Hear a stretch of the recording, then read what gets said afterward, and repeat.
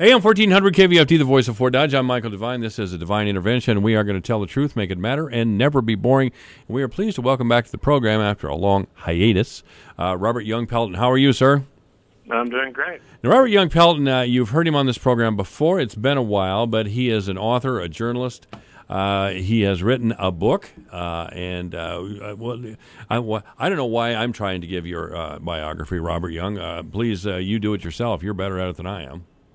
Well, the short story is I write books about conflict, and I spend a lot of time in areas of conflict. I was just in South Sudan with the rebels during the assault on the Malakal, which is the oil areas, and as you know, there's a war going on in South Sudan now. And I'm also doing an entire issue of Vice magazine, which has never been done before. I wrote from the front to the back, and another documentary on my trip to South Sudan. So it's been a busy few weeks. Yeah, it really has. Just as an aside, there's a number of very almost personal things that we need to talk about today. Not personal as far as any revelation coming from Robert or myself personally, but there have been some. There's an interesting piece, and I'm going to talk about it here in a minute. But just before we get there. The Republican Party is once again practicing their winning ways on women voters. I just have to talk about this with you just really quickly. There's a Republican in Texas by the name of Greg Abbott who believes there is no evidence that women are significant thinkers.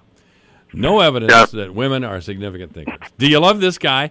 Well, I bet you his mom called 30 seconds later and told him to get into his room, but... Oh man! But you are friends with a number of other authors and writers and thinkers. Sure. And Kevin Seitz is who I'd like to talk with you about. Mm-hmm. He has written an interesting piece about the moral impact of soldiers and Marines who have killed in combat. Could you explain a little bit about that to us, please? Well, Kevin Seitz was a big fan of my book, The World's Most Dangerous Places, and he went around the world on Yahoo.com's nickel, going to every war zone. And he's probably most famous for his footage in Fallujah, in which he videotaped a Marine who was dead checking an insurgent, meaning that the Marine was going through a building, one of the insurgents looked like he was still alive, and the Marine put a bullet in him. And Kevin has, I think, felt very guilty and some remorse about filming that, and there was quite a big controversy. And he then focused in on soldiers, and he wrote a book called The Things They Cannot Say, Stories Soldiers Won't Tell You About What They've Seen, Done, or Failed to Do in War, which is a very tough book to write because it's soldiers that have been involved in events that maybe they're embarrassed or maybe they are concerned about repercussions, but they'll tell Kevin this. So what Kevin wrote in his article was essentially that there's a gap between those who served in combat and those who did not. So that can spark a number of things because he's sort of intimating that there's a moral gap. Mm-hmm. And that maybe soldiers who have served are injured morally or, a betrayal of their moral context. And I just happened to have lunch with two Special Forces warrant officers, and I can tell you that professional soldiers have no problem sleeping at night. But a lot of soldiers have problems sleeping at night, and I think he's trying to zero in on this problem. And I don't necessarily think that his premise is 100% on the mark. But trying to bring that up. One thing that made me jump, and the real reason that I wanted to talk to you about your friend Kevin Seitz and this piece that he has written, it's not that it's not relevant, it's not that it's not deeply personal. When I was talking about deeply personal a few minutes ago, this is what I'm talking about. These are deeply personal things that happen with people. And killing somebody, even in contact, can be a personal thing. I mean, but the contention was made in the article, or by someone, that if you have no feeling about killing someone, you're somehow a sociopath, and otherwise you have a personality disorder. Right. I think that's wrong. I think that's what he's trying to do, and I think he's doing it badly. He's trying to explain the gap. And if you remember, the Washington Post just, I think, last week did an amazing piece on, it was a survey conducted on vets of the 2.6 million Americans have served in Iraq and Afghanistan, and they wanted to get a sense for how those vets felt, and they just brought up a sense of estrangement from society, which is normal, when you come out of a lot of rotations or combat. Sure. But what Kevin is doing is taking it one step further and said, okay, when a human being takes another human being's life, he is essentially a sociopath, or he's done something morally wrong, and therefore he suffers repercussions. And I strongly disagree with that. Oh, I strongly disagree, yeah.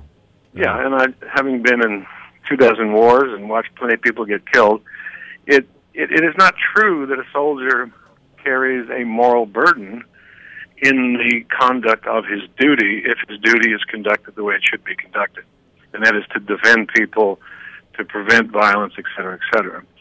So he is essentially overlaying the fact that this is an immoral war, or these acts were immoral, and that's going to open himself up to a lot of criticism from the 2.6 million Americans who served in these wars and don't agree with him. No, don't agree with him at all. I mean, if you kill someone who's trying to kill you, hey, that's a good thing. If you kill someone who's an enemy of the country and is trying to kill other people, again, it's a good thing. I don't know. I have, like you, I've known plenty of people who have killed the enemy in combat, and they don't feel anything but good about it. Thank you very much. Better you than me. As a matter of fact, that's what I came over here to do anyway, was kill people like you. And that's just the name of that tune. Now, there are those that, and I don't think it's a, I don't have any independent research to back this up at all. But I'm really wondering if those who have actually done the killing, and they're a small percentage of the military population, by the way. There's so many people that are in support services. I think it's 7 to 1 or 8 to 1. It takes 7 or 8 people to support one guy out there in the field in combat. So if you've actually met somebody who's killed somebody up close and personal in combat, you're talking to a very rare bird. But those I have met, and those who I've been around, there is in our culture, going back to Aquinas, a justifiable killing and justifiable wars. And I don't think anybody, and I would be surprised if the majority of people, or even 50%, were felt bad about it at all, because I don't. Well, I think what he's trying to say, and this is overlaying a political message. You remember back in 2003, you had plenty of people protesting the Iraq War and the whole concept of weapons of mass destruction, and et cetera, et cetera. So I think he's kind of going back in there and overlaying that, and then sprinkling in the idea of civilian casualties and collateral damage, sure, et cetera, et cetera. So I think he's painting a far too broad political picture, which is, I think, typical after every war. I mean, I'm just waiting for all the anti-war movies that they usually make, 5 to 6 years after a war. Right.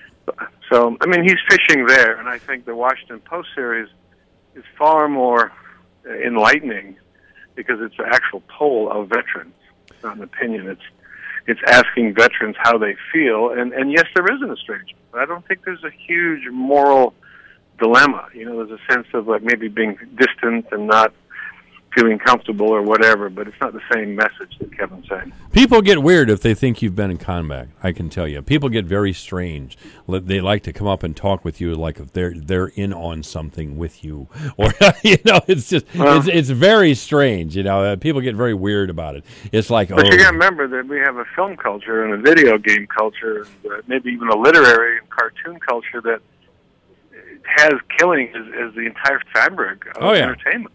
I can't watch TV without a gun blasting somebody away, and yet most civilians, aren't really exposed to violence or guns or killing, and so they find people who are methodically trained to do that to be both, I think, interesting and revolting depending on their political persuasion, meaning that, remember in Vietnam, the idea was, okay, you're a baby killer, but even though those kids were drafted and forced to be sent over, and like you say, a very small percentage of them were engaged in combat, there was an overall sense of anger and maybe even disgust as these people came home. In these wars, people, I think, have matured because they realized that these people had reason to be there. They're professionals. But now you're starting to get that sense like it's like a lost generation. And I do know a lot of vets that, that they do suffer repercussions from being rotated over there, or combat, or PTSD, or IED exposure. Oh, without a doubt. Like that. Yeah, but it's not a moral thing. It's not nobody's crying on my shoulder saying we should never have gone into Iraq. Oh, no. Sucked it up, and that's what it was. So. After the Vietnam thing was all over, finally and at last, some of the anti-war protesters who were claiming moral superiority finally came clean and said, listen, we were just too afraid to go. We were, we were just cowards. That's all. That was the big deal. We were in the streets saying we were morally superior, but the real deal was we were just chickens. We didn't want to go. The American public was fully apprised of what was going on over there. Remember, we had secret campaigns in Laos and Cambodia, and we had all kinds of, coups and counter coups. So I think the American public, and also because of the draft, because who the hell wants to go over in the prime of their life and join the military? But not me, man. Yeah. Well, I joined the military years ago because I was from a little town in Iowa and I wanted to see the world, and I sure the hell did, boy. I'll tell you. Robert Young Pelton, author and adventurer, is our guest. Before we get out of here, Robert Young, I got to ask you, the last time we talked, which is quite a while ago, and I regret this because I should really have you on more often. The last time we talked, we were talking about Joseph Kony. Oh, yeah. Well, I was over in Africa meeting with Rick Machar, who's the last man who spent significant time with Joseph Kony back in 2006, 2008. And Rick Machar just happened to be on the run and hiding in the jungle because the country of South Sudan fell apart and the president was trying to kill him. So I spent a month in his jungle hideout and did all kinds of exclusive interviews and whatever, and was involved in all kinds of violence that they perpetrated on the population, and that's going to be the subject of that Vice magazine April issue, which comes out in about a week or so. But I'm going back in about a month and a half to actually go meet Kony and go to the Central African Republic in the southern part of Sudan.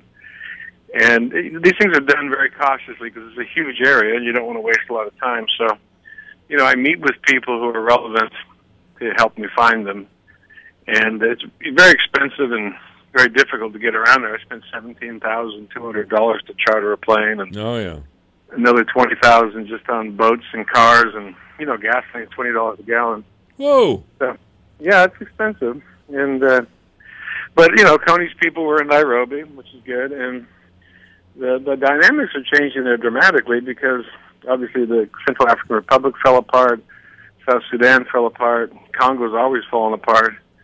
And that's good for Kony. That means that now he can lend his services to the highest bidder. And you may see a resurgence of what we call the Lord's Resistance Army, but will probably be called something else. Probably will be. Now, Joseph Kony was in the news a lot some time ago. He was the one that had the child soldiers and all this sort of thing. It was just everybody just freaked. Oh, we got to do something about Joseph Kony. We got to do something about Joseph Kony.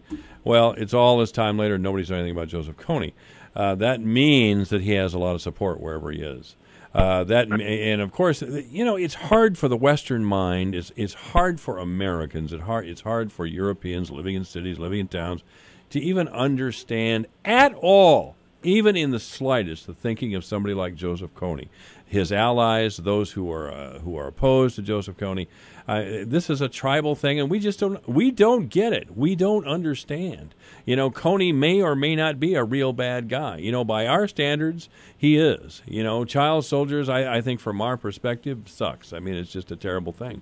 But it's in that part of the world, there's a lot of bad things that go on. There's a lot of bad things that go on. Well, you have to remember that when we say Africa, it's made out of a series of fractured tribal groups. Right. Different political and religious groups, and each group works either with or against the other groups to their best advantage. And Kony represents the Acholi people, who are in the northern part of Uganda and the southern part of Sudan.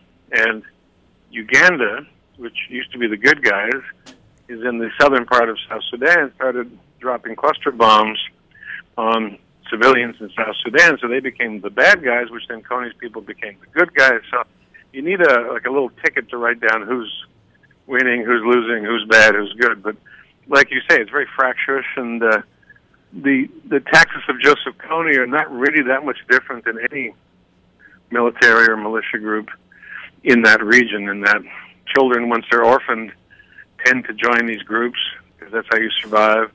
People tend to kidnap people to carry their stuff. They tend to burn villages and murder people.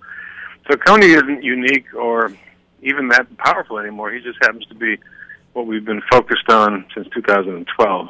Yeah, and it's really a remarkable story.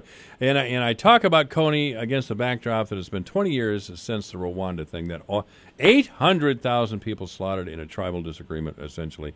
And Bill Clinton, incredibly, who is looked on very favorably in a lot of circles, Bill Clinton is still lying about it. He is still lying about Rwanda. It is absolutely unbelievable. Yeah, but you can remember Rwanda was some weird thing that people in the 90s used to tell people that we're never going to do that again. And you know how many starvations and ethnic cleansings and civil wars there have been since then. I mean, right now, 3.4 million people are at risk in South Sudan for starvation. Mm-hmm. In terms of ethnic cleansing, you have a war in South Sudan, which is Nuer versus Dinka. In other words, a tribe-on-tribe slaughter. In Central African Republic, you have Muslim on Christian slaughter. And the point is that you don't have to look very hard to find Rwanda again, but we do nothing about it.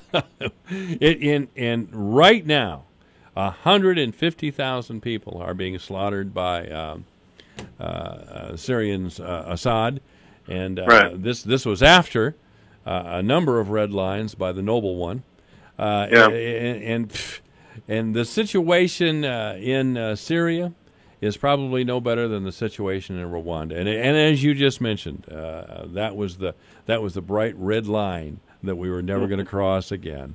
And well, I'll tell you a funny story. So the red line that people keep talking about, they say it, and they don't say it. Say, what the hell's a red line? The red line is actually the water line in the lake in the northern part of Israel, that when the water drops below, Israel's supposed to go into crisis. And all that water comes from southern Syria and Lebanon. So they're talking about the threat of fundamentalists on the border of Israel, which is very similar to the Iraq War when they kept talking about mushroom clouds and missiles. Well, those missiles can only reach as far as Israel. So what we've done is that we've sort of said, Israel's not our business, we don't need to worry about it. And then when we really got into it, we thought, wait a second, we're going to start a war with Iran. In other words, it is not the problem in Syria that keeps us from engaging. It is the fact that Iran would love to drag us into yet another war in their backyard. Iran would like to drag us into another war in their backyard? Iran, as you know, laughed and enjoyed our conflict in Afghanistan and Iraq. Mm-hmm. I mean, look at a map and look where we've been fighting wars. Mm-hmm. Both Iraq and Afghanistan bookend Iran. Syria is yet another one of those sort of bleeding or bogs or swamps or, endless wars that Iran would love to drag us into. And Hezbollah is fighting on the ground for Assad in Syria. And we're finally now shipping weapons over. The CIA is finally training people and arming them against the fundamentalists who control large swaths of Iraq, including Fallujah. And Iran is the one that benefits. And Israel is the one that's extremely nervous on what happens if nobody interdicts these Islamic fundamentalists in Syria. Well, Iran played a huge role in the Middle East wars. My son, who did 2 tours in Iraq in the early 2000s, mentioned more than once that they got into a firefight with Iranians, not anybody else, Iranians, and there were Iranians in Iraq almost from the very start, and there no doubt still are. I mean, you have a Shia government. I mean, the point is this: that Iran has chosen to watch us spend money and energy in these 2 countries, and kind of laughed because they're just sitting pretty. Mm-hmm. Syria is the same thing, where it's almost like a big fish hook. It's like, come on, go save Israel, hurry up, come over here. Mm-hmm. as you know, if Israel attacked Iran, there would be serious repercussions. If we got involved, though, we would probably do the same thing we did in Iraq and Afghanistan, which is bring in billions and billions of dollars and hundreds of thousands of troops and burn money. So it's a very interesting dilemma, because we are involved in terms of covert activity, training and supplying weapons. Mm-hmm. But I think Iran wants to step it up into a real war. I suppose. Oh God, you remember Randy Newman, the singer? Sure. Randy Newman. Gosh, he had that song out. Let's drop the big one and see what happens. I'm in favor. I'm kidding, listeners. I'm kidding. Don't lose it. No, the problem is that's not how you're going to solve the Persian concern. The whole Shia-Sunni axis, which spreads far beyond Iran, is what's causing a lot of the conflict in places like Afghanistan, like Iraq, like Saudi Arabia, in areas that we don't really see it, because we don't see, what's the difference between a Shia and a Sunni? But there's a huge split between Shia and Sunnis, in which Shias outnumber the Sunnis. In Saudi Arabia, for example, if the Shia were backed and enabled, they could easily start quite a serious civil war inside Saudi Arabia. So people don't see that, but it's there, and it drives a lot of these conflicts. Robert Young Pelton is our guest, and what's the name of your magazine, Robert Young?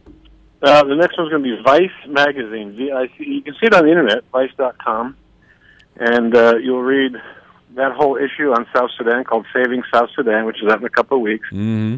And you'll also read a story on the internet, probably later tonight, about Eric Haroon, the Irish-American from Phoenix who went over to fight in Syria, got thrown in solitary for 6 months, and then the government found out that he was actually working for al-Nasser and not al-Nusra. Jeez. Got let out of jail, but unfortunately passed away 2 days ago. Oh, no. Yeah, and, so I thought I would write this fitting article talking about what he did and what he tried to do and some of the hardships he went through. All right, Robert Young Pelton, thank you so much for being with us. My pleasure, sir. This is AM 1400 KVFD, the voice of Fort Dodge. KVFD, the voice of Fort Dodge. KVFD, the voice of Fort Dodge.